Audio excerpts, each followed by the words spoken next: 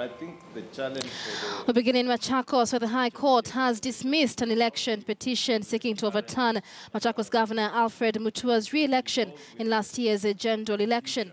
The petition was lodged by Wavinya Ndeti, who claims that the elections held in August 2017 was marred with massive irregularities. Issuing the ruling at the Machakos Law Courts, Judge Agri Muchelule said results reflected the popular will of the people of Machakos. In her petition, Ndeti claimed that the Independent Electoral and Boundaries Commission, IEBC, erroneously declared Mutua the winner. Ndeti, who unsuccessfully contested the seat on a Wiper Party ticket, further claimed Mutua used county resources, including vehicles and funds, to campaign his re-election, contrary to laws governing elections. Mutua's supporters burst into celebrations outside the courts soon after the verdict was declared. Those who may have been engaged, petitioners would have to show that they did not act impartially or that they were influenced or sought to influence the election. There was no evidence in that regard. The petitioners did not call evidence to show that the said employees were deployed. What is it that they were deployed to do? Where they were deployed? Or where is it that they compromised the election to favor the third respondent or at all? In short, I am not able to find that it has been proved to the required standard that the first respondent engaged the employees of Machakos County government to work as returning officers, presiding officers, or polling clerks in the gubernatorial election held on 8th August 2017. Even if such employees were engaged, it was not proved that what is it that they did or did not do that compromised the election or put to doubt the independence of the first respondent while conducting the election. It was the evidence of the petitioner that when she went to vote, the Kim's kit did not identify her for a while. It eventually did, and she voted smoothly. There was nothing in the station that she could complain about. She did not call any witness who went to any of the 132 polling stations and observed anything unusual. It was not shown any voter was turned away. It was not shown that any non-registered person voted. There was no evidence that more people than those registered voted.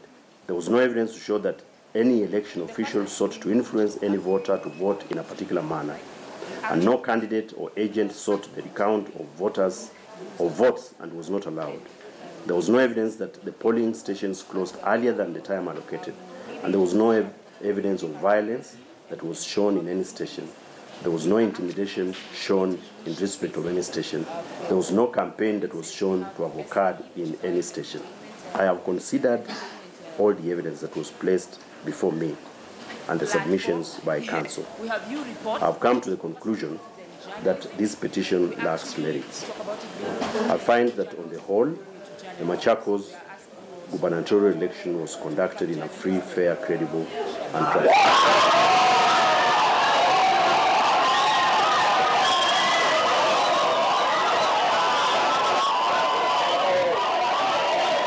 Kumekuwa na propaganda nyingi, kumekuwa na fitina nyingi na kutukanana kwingi. Nasema tuache hayo mambo. Wale walionutukana, wale walijaribu kunifanyia mabaya, mimi nimewasamehe. Tuache hayo mambo.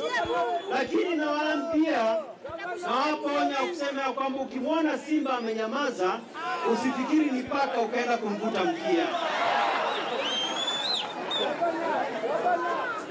Tatu ni kusema hivi, nchi yetu ya Kenya haiko mahali inapopaswa kuwa.